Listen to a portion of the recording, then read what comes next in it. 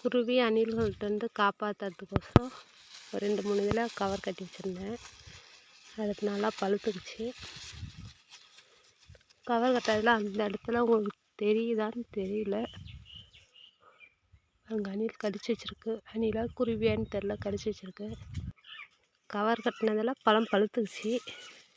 பாருங்க, தொட்டோடனே விழுந்துருச்சு. கவர்களாக ஆகல.